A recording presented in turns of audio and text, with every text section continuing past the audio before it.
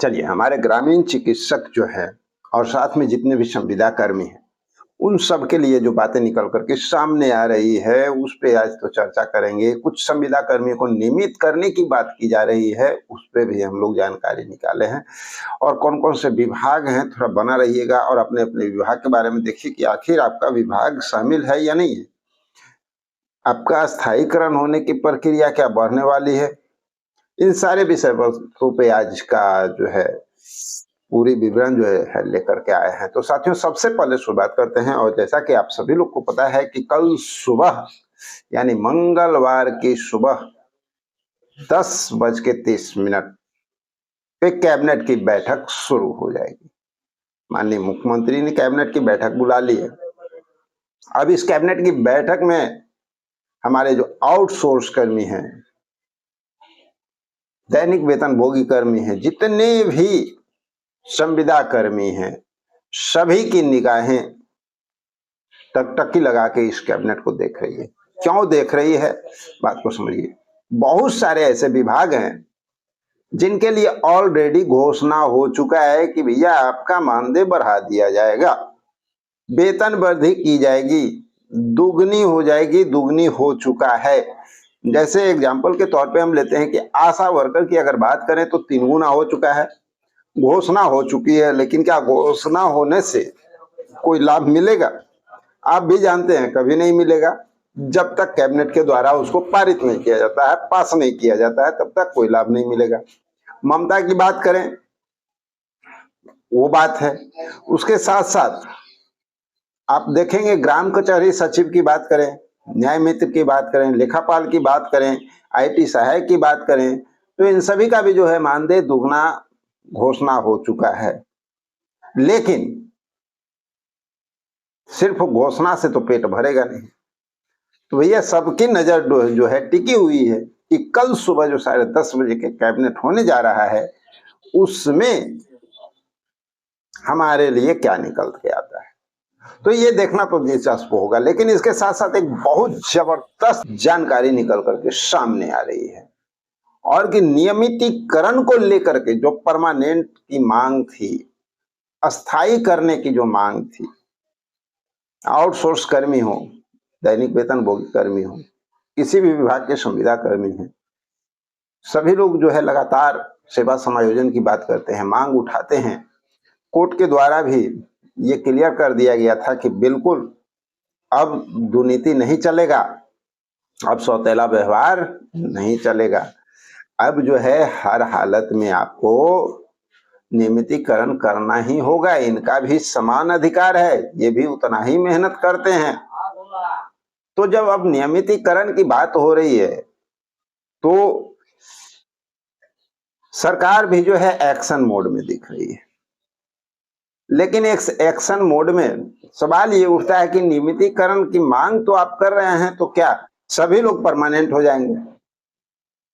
बिल्कुल सभी लोग परमानेंट नहीं होंगे, आप भी जानते हैं। और अगर कोर्ट की बात भी करें तो जो आदेश निर्गत किया गया है उसमें भी कहा गया है। तो इसमें सबसे बड़ी बात क्या है, सबसे ज्यादा जरूरी क्या चीज है? उनका अनुभव। अनुभव का आधार बहुत जरूरी है। जो कम से कम 10 वर्ष तक लगातार काम किए हैं किसी भी विभाग में। अब कौन कौन से विभाग हैं ये भी बता देते हैं भाई। जैसे में देखिए, आपको जो नियमितीकरण होना है यानी अस्थाईकरण जो होना है, उसमें कुछ विभाग निकल करके सामने आ रहे हैं, ठीक है। और संभवतः उन सारे विभागों में नियमितीकरण की प्रक्रियाएं अब लमसम शुरू हो ही चुकी है, शुरू होने वाली नहीं है, अब लमसम हो चुकी है। अब धीरे धीरे देखना बहुत दिलचस्प होगा कि कब तक इसको जो है क्लियरिफिकेशन मिलता है और गवर्नमेंट इस पर मुहर लगाती हुई नजर आती है।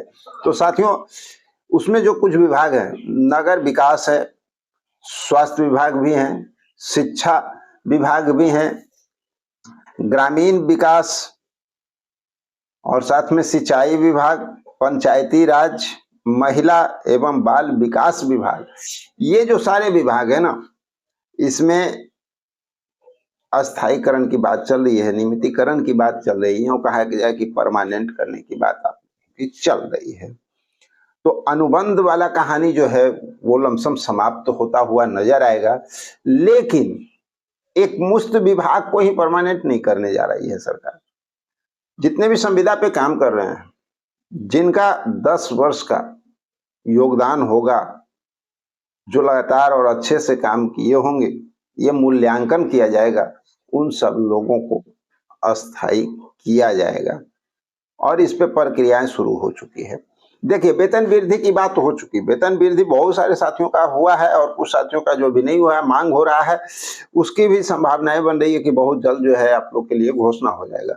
लेकिन वेतन वृद्धि की बात हो गई, बहुत सारे विभाग में वेतन वृद्धि किया गया है सरकार के द्वारा।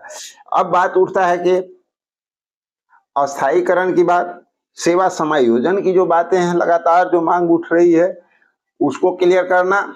उसमें हमारे जो ग्रामीण चिकित्सक हैं वो भी शामिल हैं, वो भी लगातार जो है सेवा समायोजन की बात कर रहे हैं, मानदेय की बात कर रहे हैं, सरकार उनको कोई जगह दे। और इसके लिए जो कुछ बातें निकल करके सामने आई है वो भी आप लोग अच्छी तरह से पता है कि आप सभी लोग जानते हैं, आप न्यूज भी देखे होंगे।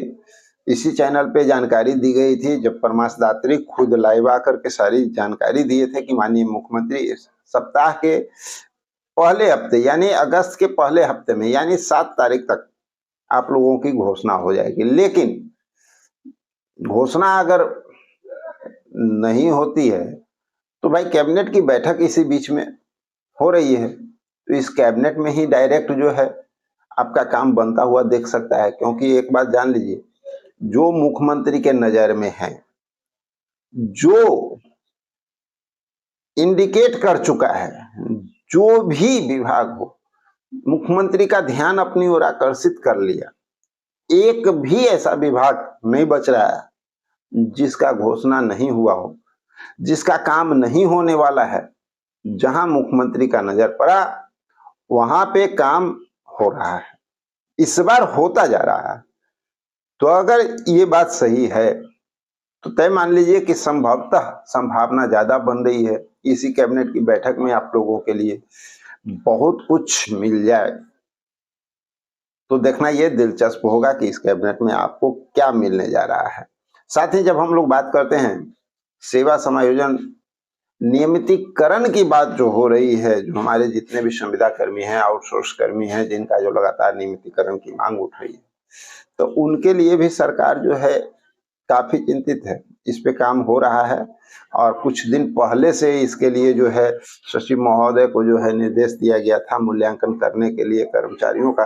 तो संभावना बन सकती है कि कभी भी आप लोगों के लिए भी जो है ये खुशखबरी मिल सकती है। तो देखना दिलचस्प होगा कब तक ये जमीन पे आता हुआ दिखता है। लेकिन इतना तय है साथियों की आज जो है बहुत सारे विभाग की बात करेंगे, उन सारे विभागों पे उनकी जो मंशा है, उनकी जो मांग है, बहुत जल्द आपको इसकी घोषणा या कैबिनेट से पास होता हुआ भी दिखेगा। कौन कौन से ऐसे हमारे कर्मचारी साथी हैं संविदा पे आधारित जिनका की लगातार मांग उठ रहा है और उनकी फाइल जो है कंप्लीट बताई जा रही है और कभी भी इनको खुशखबरी मिल सकता है। तो देखिए, थोड़ा गौर से सुनिएगा। आपका नाम यहाँ पे अंकित है, नहीं है, बाद में कमेंट जरूर कीजिएगा। लेकिन चलिए, मानव बल, ग्राम रक्षा दल, ग्राम कचहरी सचिव, न्याय मित्र, लेखापाल, कस्तूरबा गांधी बालिका विद्यालय के जो संविदा कर्मी हैं, तकनीकी सहायक, बीडीएमसी डाटा ऑपरेटर, रात्रि प्रहरी, शिक्षा सेवक, संख्याकी स्वयंसेवक, इनके लिए जो हटाए गए कर्मी थे ना, उन पे भी चर्चाएं चल रही है। तालमी मरकज, रसोईया, विकास मित्र, सीएचओ, 865 एएनएम संविदा कर्मी, आशा वर्कर, आंगनबाड़ी सेविका, एनएचएम और अकाउंट मैनेजर, इन सब पे जो है चर्चाएं चल रही है। और आप लोगों को कभी भी बड़ी घोषणा मिल सकता है, आप लोगों का जो मांग है वो पूरा हो सकता है। तो साथियों चलिए मिलते हैं एक और जबरदस्त जानकारी के साथ अगले वीडियो में। जब तक के लिए जय हिंद।